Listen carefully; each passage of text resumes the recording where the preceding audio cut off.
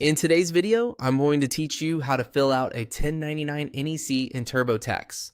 If you received a 1099 NEC for non-employee compensation, this usually means you earned income as an independent contractor, freelancer, or through some type of self-employment work.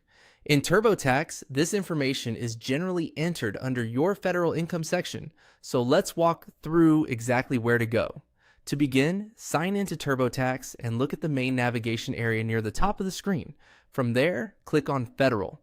This section is where you'll handle most of your personal income tax information, including wages, contractor income, and other federal tax details. Once you're in the Federal section, move your cursor over Income. This opens up the area where TurboTax organizes all the different types of money you may have earned during the year. If you don't immediately see everything, just take a moment to let the menu load so you can choose the correct option. Next, click on Wages and Income Summary. This page gives you an overview of the income categories already entered, along with areas you can review or update. It's a helpful checkpoint because it lets you confirm that you're working in the right part of your return before entering self-employment details. From the Income Summary page, find the section labeled Self-Employment Income and Expenses, and then click Revisit. This is the area TurboTax uses for business or contractor-related income, including amounts reported on Form 1099 NEC. If you've already started entering self-employment information, but Revisit will take you back into that section so you can continue where you left off.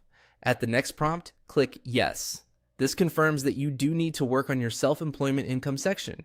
Be sure you have your 1099 NEC form available while doing this so you can accurately match the payer information and the amount reported.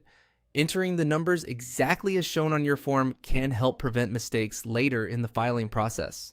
One important note before you continue: you need to be on the premium version of TurboTax to move forward with this self-employment section. If TurboTax prompts you to upgrade, that's expected for 1099 NEC related entries because this type of income is typically connected to Schedule C and self-employment taxes. Once you've reached this point, you're in the correct area to continue entering your 1099 NEC information. Take your time, review each screen carefully, and make sure the details on your tax form match what you enter in TurboTax. That's it for this walkthrough.